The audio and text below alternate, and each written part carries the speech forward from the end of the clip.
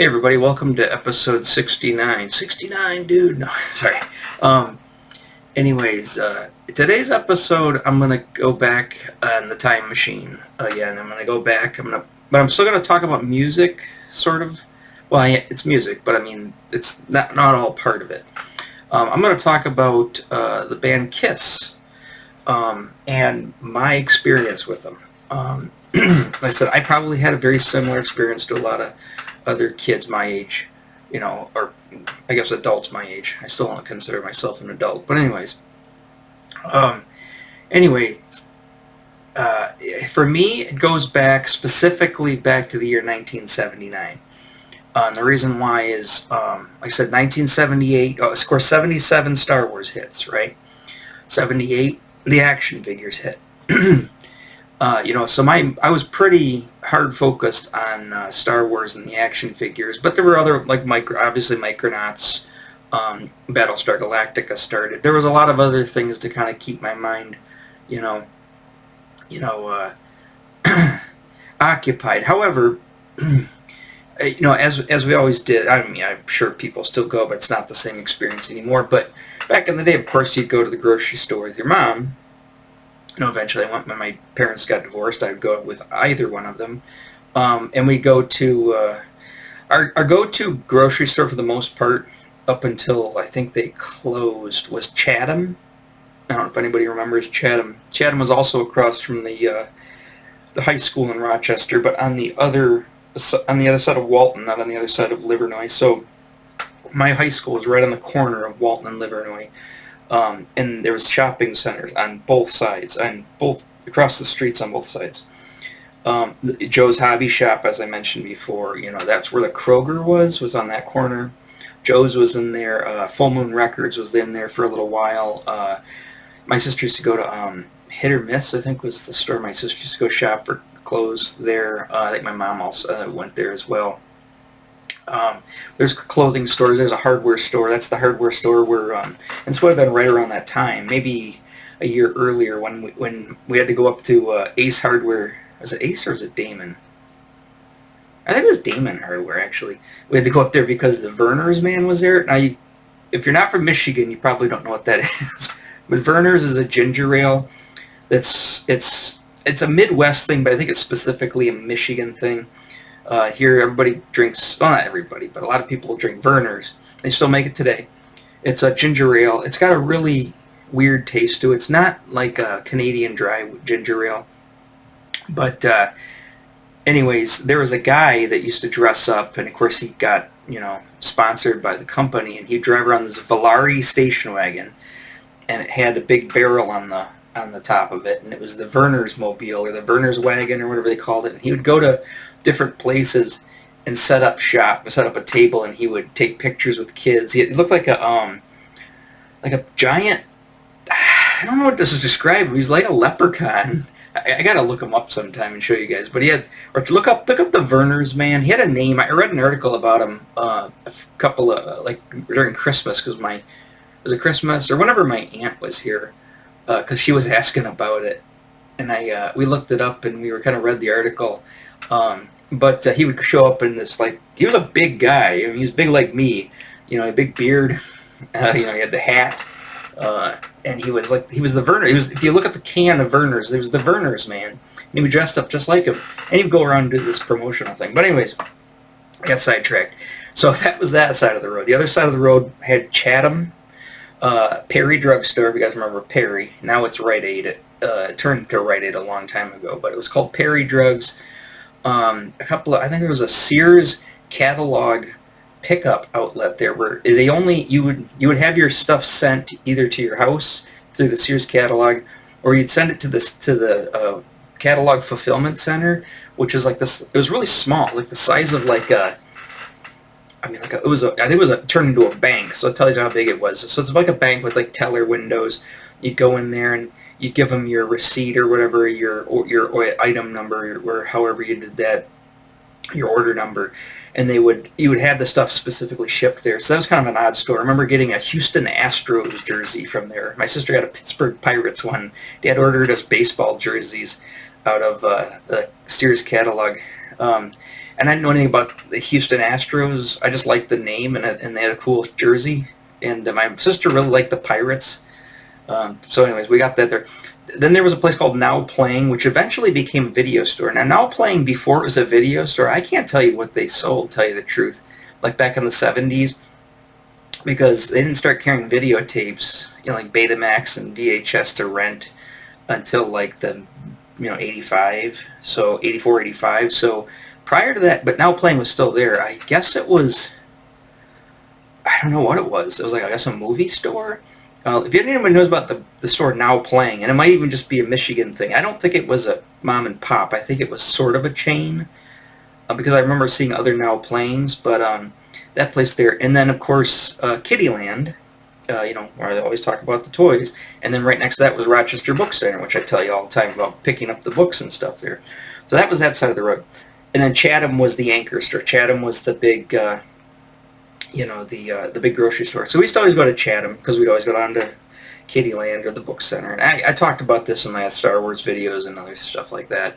But we would go, and obviously I would just plunk down in front of the magazine rack a lot of times. And of course my sister, obviously listening to music, she was real big into, in 79, I think she was real big into, what's his name, Andy Gibb.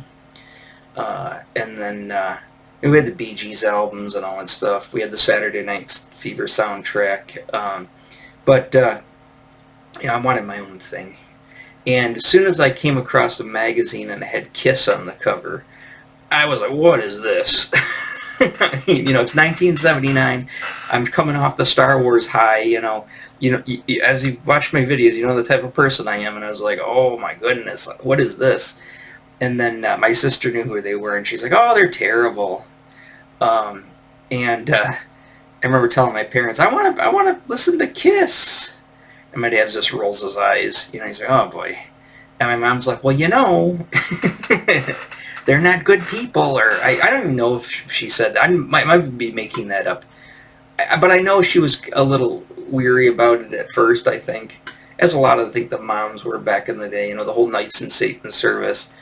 But I really wanted, I really wanted to listen. I wanted anything that happened. And then right off the bat, like literally, maybe the stuff was going on and I didn't notice it, but that was when I first noticed it, was seeing that magazine at the Chatham grocery store. But I started noticing like the commercials for, and I'll show you some of these products if you don't remember them or if you've never heard of them, but they had some products that they were putting out at the time. They're really pushing them towards kids in 89 or 79. It's kind of when they went like family friendly-ish, and they were pushing, they had the Kiss makeup kit, which I had. They had a Kiss board game, they had Kiss trading cards, they had Kiss dolls. That was Holy Grail was the Kiss dolls. That was the Holy Grails. Kiss lunchboxes. I had a Kiss lunchbox. And so anyways, this is 1979, and it's the second semester of a kindergarten for me. And so it started to get kind of, it was winter, and it started to get, warm. I remember right about the time I discovered Kiss, it was just starting to break where the snow was just starting to melt. And anyways, so I started talking about it at school, and I got a Kiss, and I'll show it to you. I got a file of all the Kiss stuff that I had. It's just it's not the actual stuff I own, just pictures of what I owned that I could recollect. But they had the Kiss belt buckle, and with the Love Gun cover on it, and I was like, oh, I want that. And I think we found it at,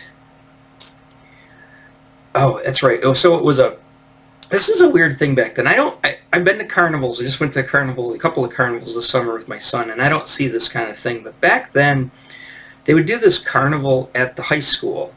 They did it in the Rochester Municipal Park at one time too, but I think it was too small there. I know they actually fit the Super Loop over by the playground. If you've ever been to the Rochester Municipal Park by the duck pond, go across the bridge and there's that playground, which is nothing like it used to be. I won't get into that, but anyways, they had the Super Loop back in that field. I think they have like car shows and stuff. And I think they still do the Heritage Festival and Arts and Apples, but then it didn't fit there, so then they ended up moving it over to Rochester High School, where I went to high school there. And they had like the whole parking lot was all rides. They had balloon rides. You could go up in a balloon like 100 feet on a rope. I didn't do it because I was scared to death to do it. But they had the rides there, and then they had like the whole football field. It was weird. The whole football field was like a flea market essentially. It was just like a place for like people selling stuff, new stuff, crafty stuff, old stuff, used stuff. It was like a flea market.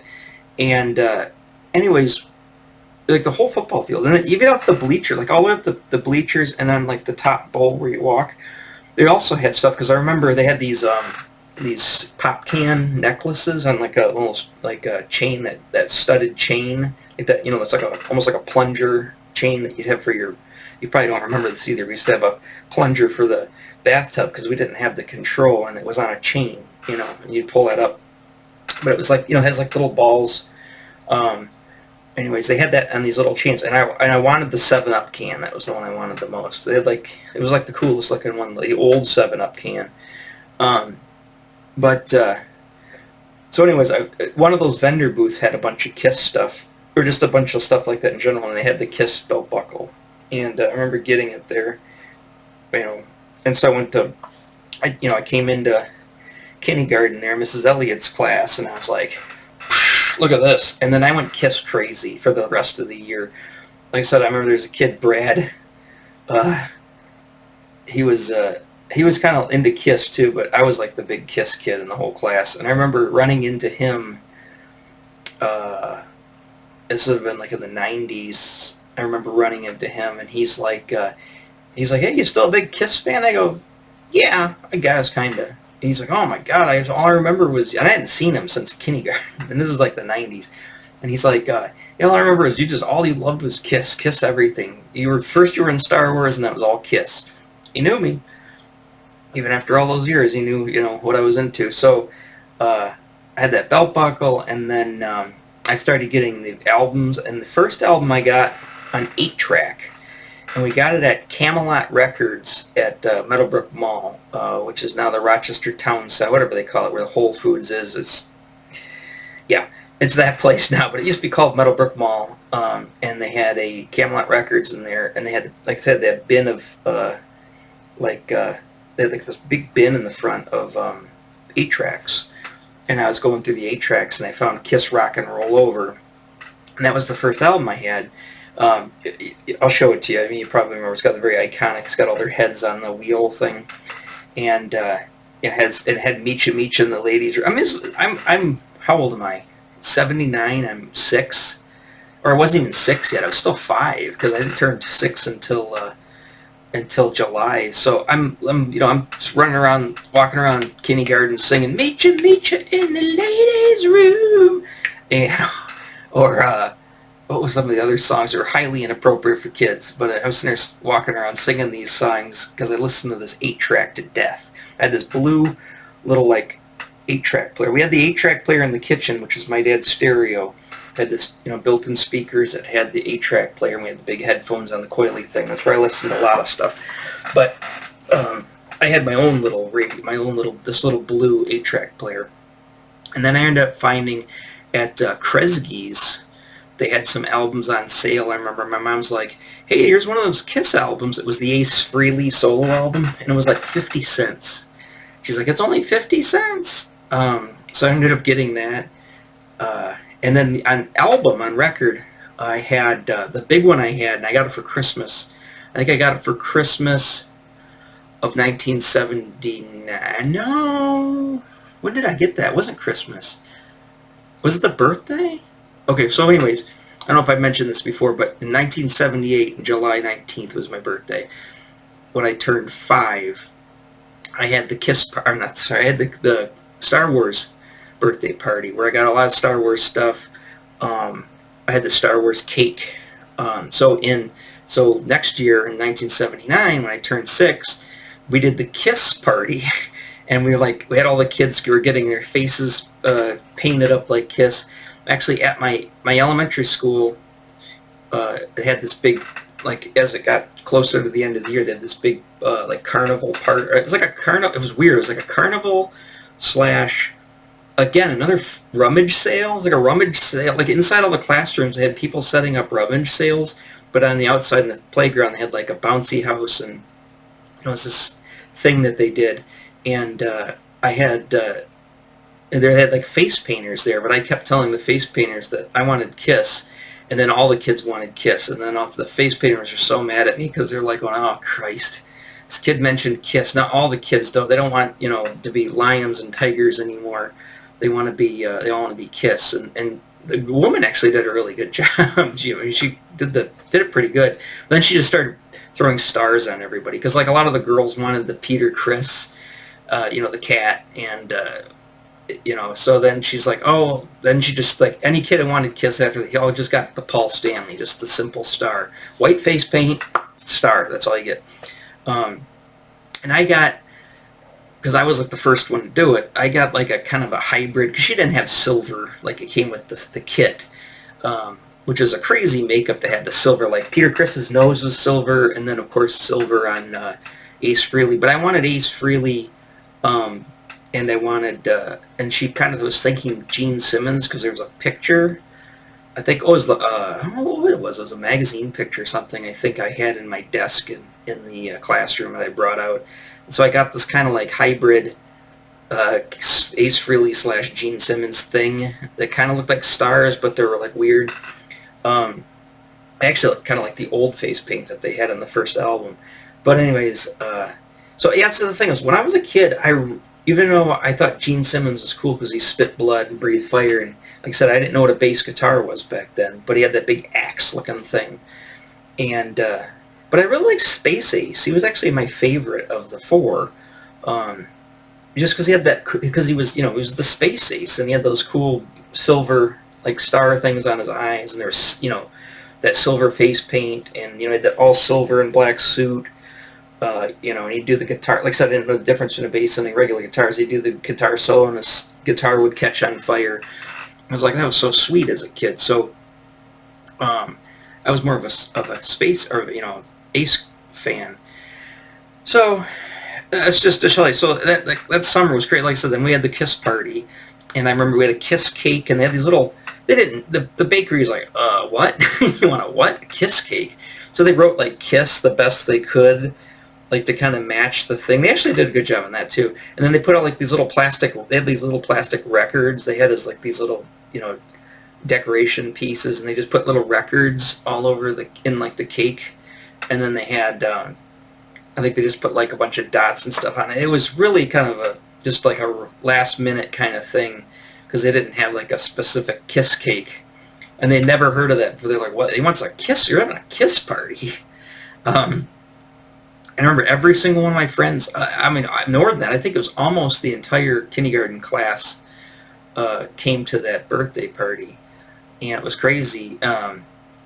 And I still got a couple of Star Wars things. I remember the cake was in the kitchen, and I remember running in one time, and I grabbed a piece of the cake, and my mom's yelling at me, "You gotta put that on a plate!" But I just want a piece of cake. And then I came in, and I snuck in again. I was just this is why I got such a gut, my appetite. I was like, "Oh, I want another piece of cake." I kept sneaking in there and getting pieces of cake, and then I just like. It was like a thing. Like I totally ignored all my friends. I just got into this total like crazy like predator mode, or just like hyper focused on getting these cake pieces. Yeah. So that was the Kiss party. And there was another big event too. It wasn't a really big event, but Kiss was going to be on. I don't think it was 20 minutes. Kiss was going to be on a TV show at 10 o'clock at night, like a news thing. They're going to interview Kiss, and. That was a big deal to me. I was like, oh, I want to stay up and watch that. And my parents let me stay up till 10 o'clock. Woo! And to watch this. And I remember they were talking. I remember they asked them. I've seen the video. I've looked it up on YouTube, and I've seen the video. But I remember they asked them, how long it took to put their makeup on. They were talking about like, oh, it takes, could take an hour, it could take 2 hours, blah, blah, blah. And that was a big thing. And then they just showed different scenes and stuff. So I'm thinking that I got the LP, the vinyl record, the double gatefold, Kiss Alive 2. My mom thought I wanted Kiss Alive. We were at Kresge's again, and had Kiss Alive 1. She says, there's that Kiss Alive album, It was just like a one word as a kid, Kiss Alive. It wasn't Kiss, it wasn't Kiss Alive, it was Kiss Alive. And I was like, oh, they got Kiss Alive. And it was, it was there at the, and she's like, oh, do you want that one? I go, yeah, but that's not the one I wanted. One of the whole reasons I wanted the Kiss Alive 2 was because of the inside gatefold. Now, I'll show you what the album looks like. If you look at the inside of gatefold, it has the stage, and I can't remember what the tour is. I watched it on YouTube. I watched that concert. There's a specific place they played. They had a specific stage, and Peter Kiss's drum riser came up, and it had like these like cool looking like Japanese like dragon lion things on it. It was just like, that was the sweetest thing in the world. But the thing was, that became obviously I listened to the album tons of times. So I had this record player, which was again like kind of like the Sharp that I was showing you. It was very similar. It was a record player, stereo. I don't think it had it didn't have cassettes because we weren't really into. Obviously, we're getting 8 tracks. It didn't even have an 8-track player. It was just it was a receiver with the big, nice big knobs, like the silver knobs. But the turntable was built into it, so it wasn't like a specific unit like I've got, where you got the turntable and then the receiver. It was all in one, and it had speakers sitting on the floor. And I guess my parents got a new radio, I think at the time, or a new stereo out in the living room or something at the time. So because it ended up in my room, and I remember my sister would come in to use it and play Andy Gibb albums. And then I think the reason she didn't get it in her room, I don't know. I can't remember why she didn't put it in her room. I think I was the only one that had space in my room, really, because my sister had like this one dresser thing that she, kind of like a desk dresser. I don't think she had the room for it. So it ended up in my room. But the thing was, to me, that was my Kiss stage. So what I would do is, remember, this is 1979, so the second wave of Star Wars figures had come out.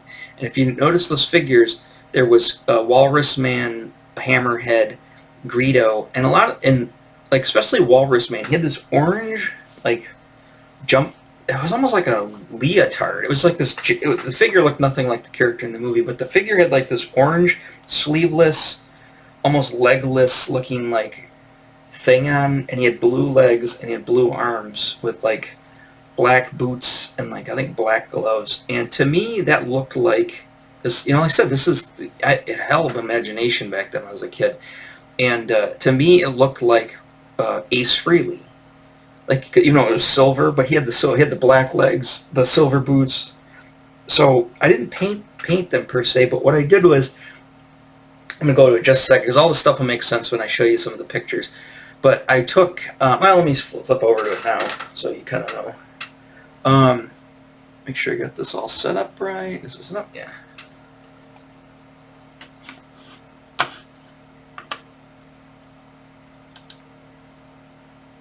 Okay.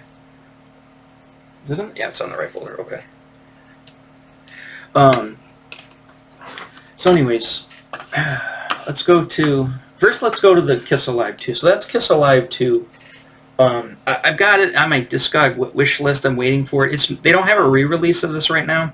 I've seen it a couple of times used, but people want a lot of money for it in not that great a condition. So I'm waiting for a good copy. Now they have what they say is a very good plus on Discogs of this. It's like $25. I'm waiting to get all the Ghost albums first before I, go back and get some older albums. I would rather wait for it to come out on reissue, because they've reissued almost all the other albums, including Kiss Alive 1. So I'm just waiting for this. But like I said, this was one of my favorite things to have as a kid, was this album. And like I said, when you open it up, I'll blow this up so you can see it better. It's not the best cut picture, but when you blow it up, when you open the gatefold, it had the stage, and there's those crazy, I guess they're tigers. I thought they were dragons as a kid, like Japanese or Chinese dragons as a kid. But that's where Peter Chris's huge drum set was on top of there, and they had these risers that would come up. And they were standing on these risers, and there's all these. I remember looking at these explosions just intently, oh my god, look at this mushroom cloud explosions. So it's a pretty insane stage setup. This is pretty much the height. This is Kiss Alive 2, so this is the height of their career. back when they're in their prime. And that was my favorite Ace costume too. Actually, technically, it's my favorite. I think this is the Love Gun tour. I think the Kiss Alive 2, I think, is the Love. It's either the Love Gun tour or it's the Destroyer tour. But that's not the Axe bass, but that's the peak. That's the I think it's a Gibson Ripper. But I think it's before he got the Axe bass. But of course, he's got that signature. I think it was what was that back then? An ESP. I don't think Ibanez is around back there, but Ibanez made a version of that. And then of course Gibson Les Paul, the standard. So what I would do. So I guess I'll have to show you how I did this. So they had the Kiss trading cards. It's not the best picture of it, but you get little pictures of like I said back then. I'd wait till 10 o'clock just to see moving pictures of them on TV, and that was the first time I saw them actually move. Like they're moving, like they weren't just pictures in a magazine or on bubblegum cards. But I took the wrappers. I saved all the wrappers, and what I would do was I would cut out, because they were right about the perfect size, because a pack's only about yay big, so these heads were perfect size. I would cut the head out with scissors, and I would take a piece of clear Scotch tape, and I would tape the face to my Star Wars figures, specifically those Cantina aliens, because their costumes were kind of sort of like the Kiss costumes, nothing like them, but as a kid I thought they were. And I would tape them on there. And what I would do is I would set them up on, I would set the gatefold, the album, right, and I would open it up like the stage, and I would set it on the back of the turntable, and that was my stage. And then the turntable itself was the main part of the stage. And I would put my figures with my those Kiss pictures taped to their faces on the, I think ended up getting, because I had the Death Star droid who's all silver. I ended up putting him as Ace, and then put the Ace mask on him. And then I remember Gene was Hammerhead, and I had, because it's weird, like Hammerhead had the weird Hammerhead, and they had like this Gene mask, Gene face on it. Paul Stanley, I think, was Greedo, and then I think I ended up making Peter Criss was the Walrus Man. So, but the problem was I needed a drum set. So my mom had these. It was a Christmas ornament, and it was like a drum. It wasn't a drum set, but it was a Christmas ornament, and it had drums. Like I think it was supposed to be like the Little Drummer Boy, but it had like a bunch of them. And so what I did, I cannibalized that. I asked Mom if I could have that. She's like, "Well, why do you want that? We need that for the tree." I'm like, "But I got to make this drum set." So I remember getting it, and I cut, because it was all like sewn together, and I cut it all apart, and then I used toothpicks and popsicle sticks and kind of made like a little rack type of thing, because I noticed something. He's like, "Oh, he's got this big rack thing," and I put all these little drums on there, and then I set the figure. I think I set him on I think I had a chair, a little chair. It was like a dollhouse chair or something. I remember sitting on there, and I made this little diorama. And what I do is, and I kind of shot myself in the foot, because that was the turntable, so I had to end up using I couldn't play the Kiss Alive album. It was a live album. I had to play the studio albums, which was Rock and Roll Over, or the Ace Frehley solo album, which, then it was just Ace singing. And I would play that, and I would just imagine the concert there on my top of my turntable with these action figures. But the reason I made this was because I saw the commercial, and I really wanted the Kiss dolls. And as you can see, here's pictures of them here. There is the Gene Simmons doll. There is the Paul Stanley. I got another Gene Simmons. Peter Criss. Where's the Ace doll? All right. Well, so anyways, here's the thing. To get these, I remember seeing these in Royal Oak in high school down there at not Cinderella's Attic. Was it Cinderella's Attic? Yeah, Cinderella's Attic. Somebody had a set of them, and then I think that same set ended up at Dave's Comics. They wanted like $500 for these things, and they weren't going to part with these things. And I totally wanted these dolls, and I got one. And who do you think I got? Yep, you're right. I got Paul Stanley. The one I didn't want. There's the least one I wanted. I for some reason I didn't like Paul. I don't know what it was. He just bothered me. I just didn't like Paul as a kid. My sister, she hated Kiss, but she kind of thought Peter Criss was cool because all the girls loved the cat, right? The Cat Man.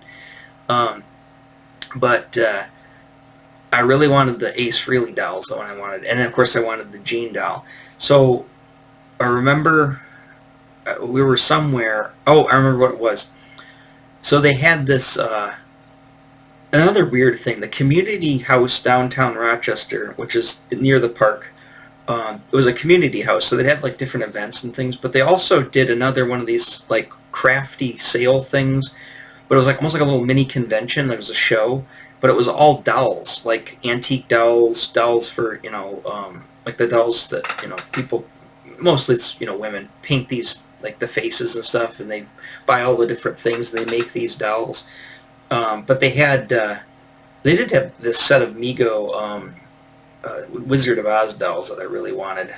But I was down there, and they had the Kiss. Somebody had a set of Kiss dolls there, and they weren't set up or anything. They were like literally sitting like in like a box, like next to like the chair they were sitting on. And I said, "Hey, are those for sale?" And they said, "Oh, these Kiss dolls? Yeah, I think they're for sale. Where's your mother, Mom?" And then she's like, "We're not getting. Or I told you, you're not getting anything. You can't get anything." At first I wanted the Wizard of Oz dolls. Specifically, I wanted the Tin Man because he's the most Ace Frehley of all of them. And then I wanted the Kiss dolls. And so the person knew I really wanted the guy who. Or there was a guy. Yeah, there was a man who had the booth there, and he really wanted those dolls. And he's like. But, and he wasn't charging anything crazy for them. I think you could buy them at the store for like $5, or $5 or $6 at like Kmart. But anyways, he probably wanted like the same. Maybe he wanted $10 a piece for them or whatever. And I couldn't. I mean, that was a lot of money back then. I mean, just getting actually at the time, a Star Wars figure was only $1.79. So getting a Kiss doll was pretty insane. But I remember this. I think this was right around the time of the birthday party. I don't think I got it for the birthday. I think I got it prior to the birthday because I know I already had it when the birthday hit. But I remember my mom said, "Oh, I found one of those Kiss dolls you wanted. It's the one you wanted." To this day, my mom, she always thinks that she never pays it. She's not like me. I mean, I'm like my dad. I'm super hyper specific. I want specifically the Ace Frehley doll, right? But they're all the same to her, right? And she's like, "Oh, I got the one you wanted." And then, of course, I opened the thing up, and it was Paul Stanley. And I'm like, but it was a Kiss doll. So, I wasn't really that much of a jerk as a little kid. I mean, it was still a Kiss doll. It wasn't the one I wanted. I just imagined in my head that he was Ace Frehley. And that was the only Kiss doll. I never got the rest of them. And to this day, I would love to have them. Now, here's the thing. Here. Oh, let me show you this real quick. So, this is my wish list on Amazon. So that's Rock and Roll Over. That's the album I had on an 8-track. So you can get the vinyl, the reissue of it for the same price as any of the other albums. And then they've got the Ace Frehley solo album. Now, I know what's weird, though, those are two of the albums I want. Obviously, there's not a lot in my wish list. I don't want every Kiss album. But here's the thing. I go to Electric Kitsch. Last time I was at Electric Kitsch with my son and my ex-father-in-law. And they never have Kiss albums. They have a little Kiss tab, but they never have any in stock, right? I go to it, and they have 2 albums in there. What 2 albums do you think they have? Rock and Roll Over and Ace Frehley. And they want about the same price for both of them. I'm just like, ugh. And I was purposely like, I wanted to get the Ghost albums. This was before I got any of the, well, I think I had one Ghost album. And I was like, So you can still get them. They're not going anywhere. I don't think these are going to sell out anytime soon. So eventually I'll get around to getting them. The antique store downtown, I really don't like the guy that sells the records down there, but he has a Love Gun down there. Now, this is a reissue. $42.69 is pretty steep for that.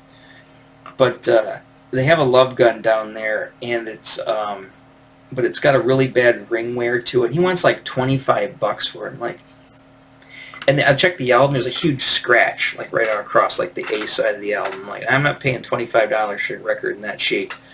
But, and then I was at the record store in Midland, and I think they had. I didn't have Love Gun. What did they have? I can't remember what they had.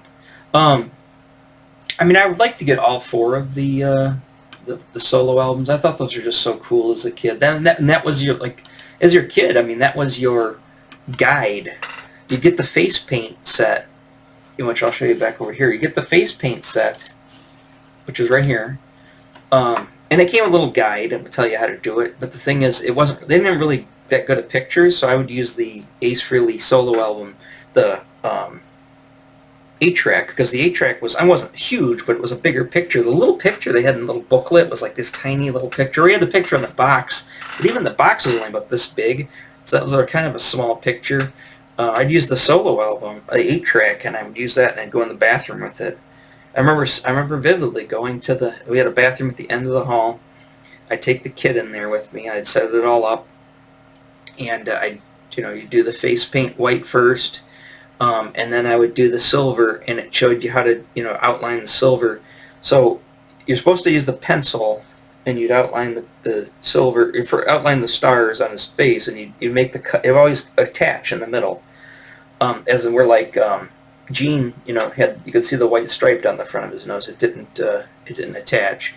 Gene was pretty easy to do because it was just all black, and as long as you had to make sure to get the widow's peak. But Gene wasn't super hard to do because you could do it pretty loosely. But Ace was the most complicated because you had to outline the line, then you had to take the silver paint and get it just right. And the silver paint was this little crayon, and what I do is I make it like like a regular crayon. I go like this on a piece of toilet paper to get a kind of flat edge, and then I'd get an edge to it, and then I could go in there and get the silver in there. So the silver went quick, and silver was not something easy to find to get replacements for it. And of course, if you're going to do Peter Criss, you had to do the nose silver. And then you'd have to go back and outline that, and it was pretty difficult to do. I did it a few times. I did it a lot of times. Unless I blew through all the makeup in this kit. I never did a Paul, because like I said, I didn't like Paul. I did Gene it was Gene and Ace for the two that I mostly did. I did Peter Criss, I think, once or twice. I think my sister ended up doing the Peter Criss once, I think. I think she did. That or I'm imagining that, but I'm pretty sure she did. Yeah. So, so the makeup thing was a huge thing. Now here's another weird thing that I did, because I'm a weird kid. Oh, before we get there, this is the exact. I think they had two styles for the lunchbox. They had one where they're on stage. I didn't have that one. I had this one. And they had a stage picture of like Gene on the side, but it was this picture. Here's like studio picture. That was my. I had a Star Wars lunchbox with the X-wing on it prior to '79, and '78 had the Star Wars one. And then I remember I ended up throwing it up in the air. To come down, it would break, and it was metal, so it would not break. And I was trying to purposely break the Star Wars lunchbox so that I'd have to get a replacement because I wanted the Kiss one. And I remember going home, going, "Oh, my lunchbox broke." I was like, because we had this like cement wall at the school by the basketball hoops. I'm just throwing it against the wall, and my friends were like, "What are you doing?" Trying to break my lunchbox. Why? So I can get a new one. I want the Kiss one. But I ended up getting a Kiss one. It could have been any Kiss one, but this just happened to be the one we got. Like I said, there's 3 styles that were out back then. That was the one I had. Where is it? Oh, that was the back of the Kiss Alive. That picture just creeped me out as a kid of Gene all sweaty like that and with the blood. I remember my mom looking at that and she's like, "Ooh, I don't know, you shouldn't be listening to those people." But here's the other weird thing I did as a kid. And I think this is probably one of the weirdest things that I did. So I remember my sister had to babysit me and a couple of the neighbor kids one day. And I said, they're like, "What do you want to do for fun?" I'm like, "Let's have a Kiss concert." My sister's like, "What?" I said, "Yeah, let's have a Kiss concert." and so we put on a Kiss album on the radio, on the stereo in the living room. And it was like me, I think it was two girls, neighbor girls, and it was Krista Pruitt, Paige Woofle, myself, and I think John from down the street, the one kid. I can't remember his last name was. But we didn't paint our faces up, but we got like tennis. My sister she played tennis, so we had like a tennis racket. And I remember I had this shotgun, like a toy shotgun. It had a big speaker on like the stock of the shotgun, so when you clicked it, it would go make a noise. But it was like about yay big, and I thought it'd be cool, so I said it was my guitar, and I wanted to be Gene for that one, because like I said, Gene's guitar is bigger than the other guitar. I didn't know it was a bass guitar. I was like, it's bigger than the other guitar. So I ended up getting I ended up using that as it. And I remember we're sitting in the living room kind of like dancing around, like we're playing in the band and we're singing. And I thought that was the coolest thing. So when everybody left, it was like, I'm going to do this. I'm going to do this better. So it was kind of like the stage thing I had made up for the action figures. I said, well, I think I'm going to put on a concert. So the porch in our front yard, at the front door, was only about maybe a 6 by 6 foot just square slab, or a square slab of cement sitting on like 2 tiers of brick. So it was only about this high off the ground. It was just basically you walked from the driveway, you had like a little path, you had like one step, and then you had one step up, and that was the front door, and it was the porch. So that became my Kiss stage. And this is the thing, is for some reason I was like, I want to play the drums, and I want to be Peter Criss. So the closest thing to a drum back then was my box for my Death Star playset, because I kept the Death Star playset box when I got that for Christmas of '78, which is a big. I think it was the Star Wars logo and stuff kind of had the similar vibe to the Kiss logo stuff. It wasn't the same, but it was like black and silver. It had like the red and yellow, and it's just like, so that big box just looked like a Kiss drum, like a bass drum of a drum. So I got this box, and I set it on the porch, and then I got a little, I think I got a stool or something. I sat on something, and I used Tinker Toys. I got Tinker Toys with the big orange little things, and those are my drumsticks. I took Tinker Toys, and I went out on the porch. We had a plug out there, because I remember my dad was like, hey, we got a plug out in the front porch. He used it for like plugging in like the hedge clippers and stuff, electric hedge clippers. So I plugged in my little blue 8-track, and I threw on Rock and Roll Over. And there's I kept playing Meecha Meecha in the ladies' room because it had that cowbell.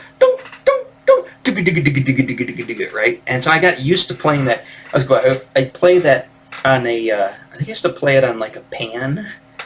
I'd set up it was a pie tin. That's what it was, a pie tin. And I'd go ting till I got a cymbal, and I go ting ting ting ting with the Tinker Toy, and then I go dooga dooga dooga dooga dooga on the Death Star box set, the empty box. And so I'd sit out there on the porch, and I'd do that, and people would drive by, and they're like, "What in the hell is that kid doing?"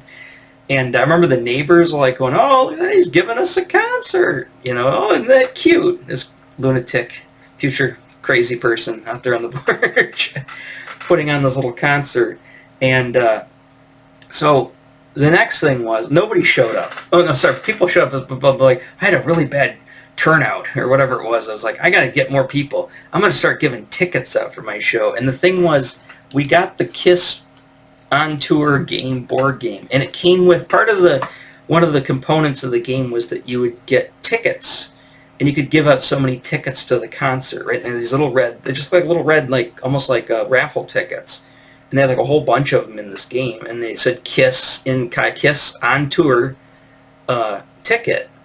And I was like, oh, look at all these concert tickets. So I went out one afternoon, again like a lunatic, and we were fairly new to we moved into that subdivision in 1978. So we weren't, kindergarten was my first school year in that house on Winry there in Avon Hills, which is a subdivision northern end of Rochester near Tinkin. So I got to know a lot of the neighbors, and I walked around to every single one of the neighbors' house and gave them tickets to the concert. Oh, come down, I'm going to have a concert.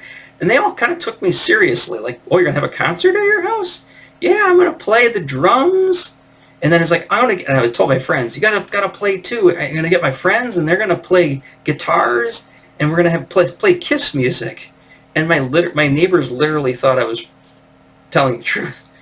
Specifically, the neighbor on, if you went down John's house, actually, you know, on the other side of John, I don't know if you're a big Lions fan, but if you know who the Detroit Lion quarterback was at the time, it was Gary Danielson. And Gary Danielson, this is back when, you know, football players, even if they made millions of dollars, they still lived pretty normally. Gary Danielson lived in that house while he was the quarterback for the Lions, right next to John. So it was like our house, the Bennetts, not the Bennetts, the Heberts, whoever that one family is, I can't remember. He had older kid, like my sister's age, older boy. A guy ended up helping me paint my bike at one time. I had a Pro Thunder, Huffy Pro Thunder, and I painted it silver. I loved silver back then. Silver paint to me, oh my gosh, that was like crack to me as a kid. Silver paints, anything silver. But there was that house, there was another woman, and then Gary Danielson's house, John's house, and then the neighbors next to him. And I remember it vividly because it was kind of warm out that day. And like they had like all the blinds shut. They were kind of a weird family, but they had like all the blinds shut because they're like, oh, it's so hot. I mean, most of these houses had central air. I mean, central air was new at the time, but most of them had it. We had central air. But because it was so hot, they wanted to keep the windows shut to keep it cool in there, which does actually make sense, but it was just kind of weird. And they said, oh, come on in. And, you know, you always go to the neighbor's house, and for some reason, every neighbor is always cooking something with garlic because it's really strong garlic smell. And there was a son who was probably maybe a little older than my sister at the time. I think he was out of high school. And he was sitting in a chair and he was watching In Search Of with Leonard Nimoy. I just remember that vividly. And I was like, I got captivated by that. And I was like, and they're like, oh, do you want something to drink? Yeah, sure. And I'm sitting there watching In Search Of with this kid, this older kid. And I was so captivated. And the dad comes back out and says, okay, then what are you doing again? You're selling tickets for, is it something at school? And I go, no, I'm going to have a concert. And they're like, oh, yeah, here's these Kiss tickets. And I'm handing them out, and he looked at it, and he's like, where'd you get these? And I go, oh, well, they come with this game that I got, but I'm using them as tickets. And so I remember, I think he walked me back down to my house to tell my dad what I was, or tell my mom. I think my dad was still at work. Tell my mom what I was doing. And of course, she got angry. She's like, what are you doing? What? Did anybody give you any money? I go, no, I'm not selling them. I'm just giving them out. A terrible businessman. But yeah, I was just giving out free tickets. I wasn't trying to get money out of people. The reason I say that is because there was an incident with the Heritage Festival. Let's see how much time do I got. It's just a really quick story. But down in the Heritage Festival, which they kind of did like the old time, like, it was like, they had an old car show. They did like a heritage festival. They had like animals, and they kind of showed you how it was to live like in like the pioneer days and stuff. And they had like Civil War reenactments and stuff down there. And there was a booth this guy had, and he would take, they make lead musket balls for like the guns, like kind of replica guns for like 50 caliber musket balls. But he had all these dies for making toy soldiers, and he had a lot of them. And he was pouring in the lead. He had a little melted lead thing he was pouring in. He was making these toy soldiers. He had like cavalrymen. He had like cannons. He had like, infantrymen, all these little, and they were like Dungeons and Dragons miniatures. This is before I even knew what Dungeons and Dragons miniatures were. And I was like, oh, I gotta have those. Oh, I want those. And so I remember I was by myself because I got split up from my parents, and I just run wild. And of course, once they'd find me, I'd get spanked and then get in trouble. But anyways, I was like, I got a plan. So I went and I was telling people that I needed money for school I was raising money for school. I just totally made up the story and trying to get money from people to go buy these things. And the guy, I only want like a quarter, 50 cents a piece for these things, but I wanted a lot of them. And so I needed like $5, and which was more than my allowance at the time. So I finally ended up finding Mrs. Ambrose. Oh, was it Mrs. Ambrose? Mrs. Ambrose she was the secretary at Woodward Elementary. She was there at this one booth selling something like pies or something. But it wasn't actually Mrs. Ambrose that was going to give me the money. It was my friend Scott, his mother, who was also, she was like a den mother for like Cub Scouts and stuff.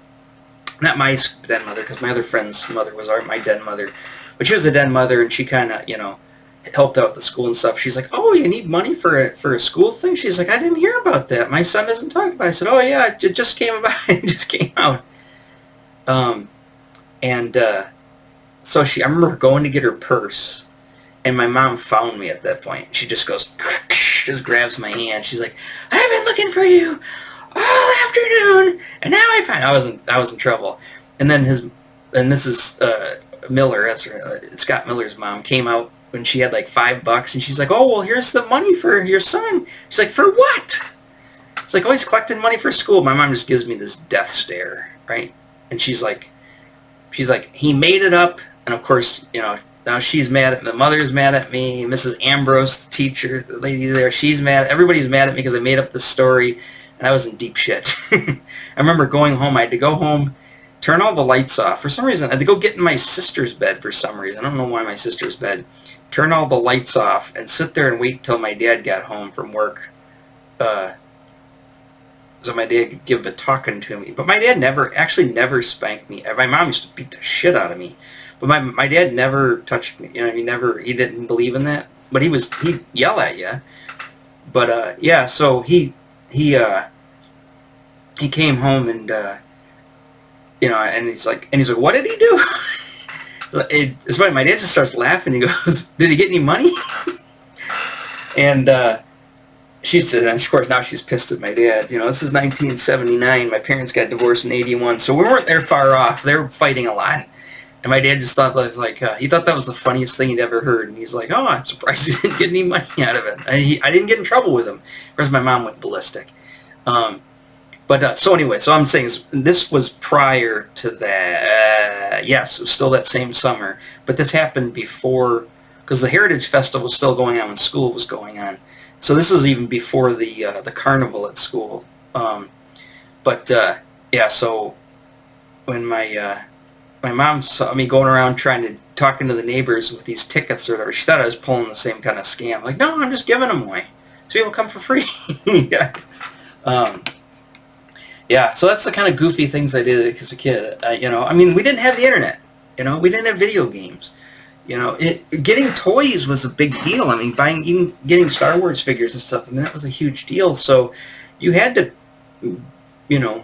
I think kids were forced to be more creative back then, and that's probably where I got most of my creativity was from. I had a vivid, and just a voracious appetite for stuff, and just a huge imagination, and would just imagine stories, like I said, and just make this stuff up, and you'd see stuff like this, it would just fuel your imagination.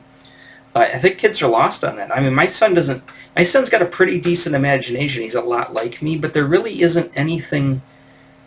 Everything's so immediate. I mean, he's got his tablet, now he plays the guitar and stuff, but I mean, he and you didn't have that stuff back then. So you were forced to do all this stuff, and you'd see people more, and people were, like I said, there's more of a community, and I don't know, I miss, outside of all this stuff that, is basically just bullshit, but I miss all that stuff as a kid. I miss a lot of, like, the really intrinsic things that were different back then, like, just that, things like the carnival having that big sale where you could buy stuff. Like I said, I went to 2 carnivals this summer. There wasn't anything like that. It was all overpriced, crappy food, and you'd spend $100 at the carnival, with you and your son just going on rides and getting something to eat. I think we spent like $75. I'm just like, the hell we spend that on? It's like, oh yeah, well, a drink's like 10. An elephant ear is like 15. You want anything else? It's like, oh my god. It wasn't like that back then. And like I said, they had these cool things. I mean, we have stuff in town. I mean, there's like actually I missed it. There was a big sale like that. A lot of used records. I was gonna go down in the park downtown. We have a park right on the river.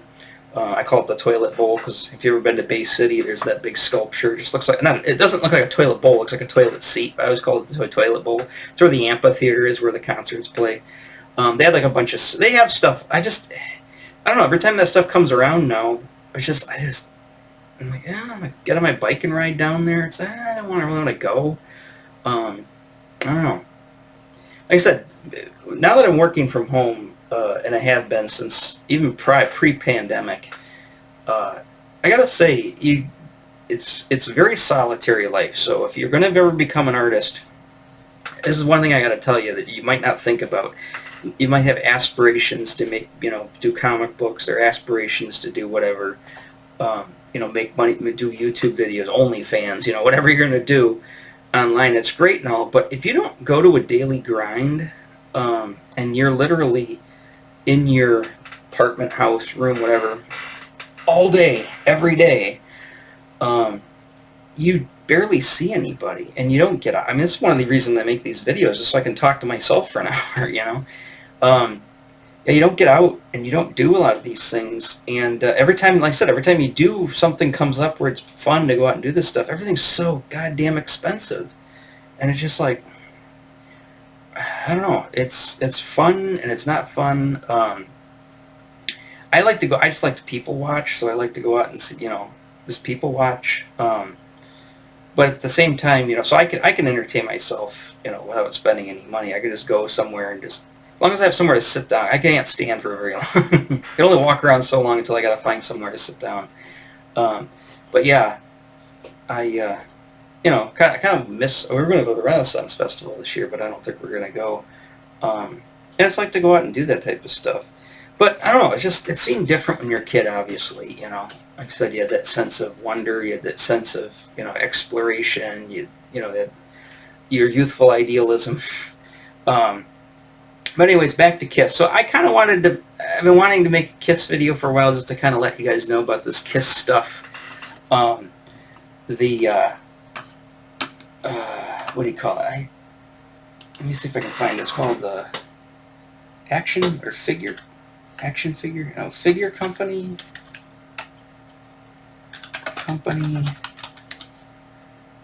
Figure Toy Company, I think it's called. Okay, there's a company that makes kind of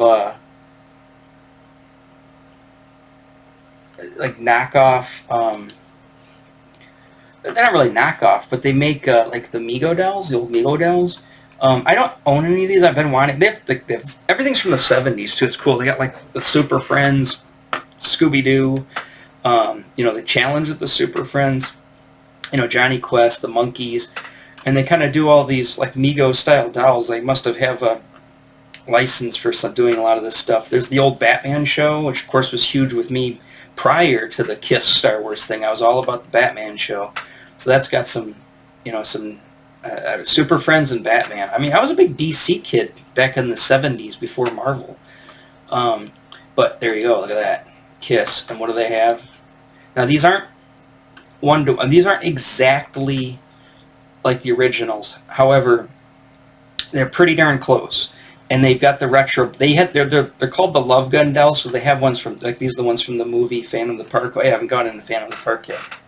I have to wrap this up pretty quick. But they have the retro packaging, and they're pretty close. I mean, they're not spot on, but they're pretty darn close. Like, I don't think that the original had these weird boots. Maybe it did. I know that's definitely the Paul Stanley I had. The outfit. He had little chains, which I remember breaking. The chains broke the chains of love. But they've got these. But the problem is, here's the problem. Are they in stock right now? Because these things sell out a lot. Sometimes they're not available.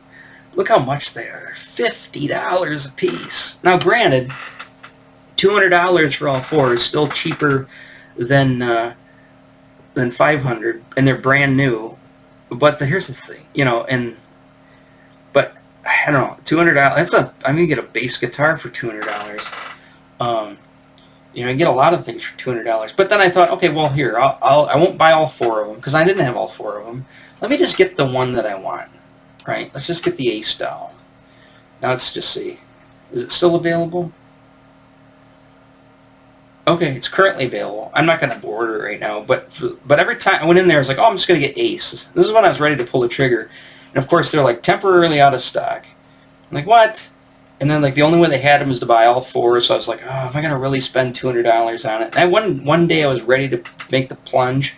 I come back, they're all temporarily out of stock. I guess they sell out so fast. Obviously, there's a lot of nuts out there like me that want these dolls, but so you can get them. And you can get all four of them, and they're pretty much almost one-to-ones of the original Kiss dolls. Now, like I said, they also have that's stupid ones too, but they've got, that's the Love Gun. There's the archive. Yeah, look at that. I love this. This was when they first originally came out, they had more of a Mego stock box. Actually, no, there's a 12-inch. I know they had 8-inch versions of them too, just like the Mego dolls. Now these are 12-inch. These are like Barbie size, like full-size G.I. Joe size. But they had, that was the old stock. But when I saw that they had the original packaging, I was like, oh god, I want those. They had Destroyer ones. I think the Destroyer ones are these are the 7-inch ones. These are smaller. But look, they're all sold out. So you can't even get the Destroyer dolls. They're all sold out. But yeah, this company's pretty cool. I've been wanting to get stuff off here for the longest time. I just have never pulled the trigger on anything. I mean, I want all the Kiss dolls. I wanted all the the Super Friends. I wanted all the Batman TV show. Because I had a lot of those Mego dolls back then, a lot of the Super Friends ones. But yeah. Yeah, like I said, that's... that was my Kiss. Oh yeah, so let's cap this off because it's been an hour. Let's cap this off with Phantom of the Park. I'm not going to go show scenes of the movie, and it's not really worth really getting into. If you know what the Phantom of the Park is, you know exactly what I'm talking about.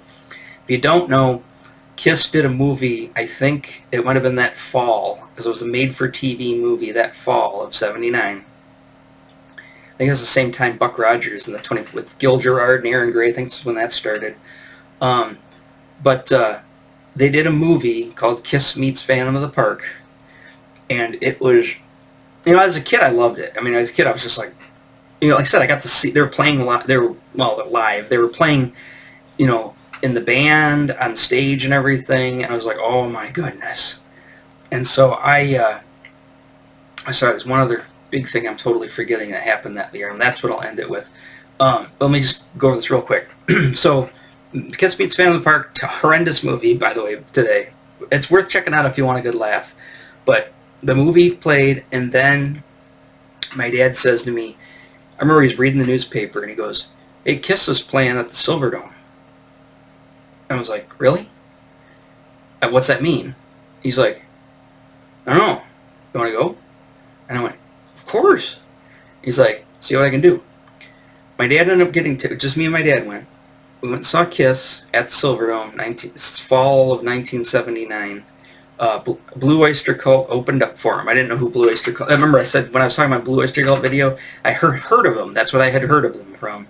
But yeah, we went to the concert at the Silverdome, and it blew my mind. And I just remember we had the AMC Eagle then, and I remember the car was overheating in the parking lot because my dad had the car running the whole time, and we were stuck in traffic trying to get out of that concert for 3 hours, and the car started to overheat.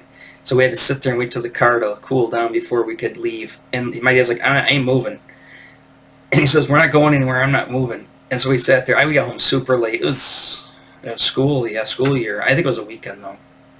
But anyways, I remember my dad saying to me on the way home, he says, I'm never going. He wasn't like mad at me. He was just like, never going to go to a concert again at the Silverdome. He says, it's a madhouse. He goes, it's worse than a football game. He goes, you'd think that the Lions had won the Super Bowl, which has never happened. But yeah, so that was my crowning story for the.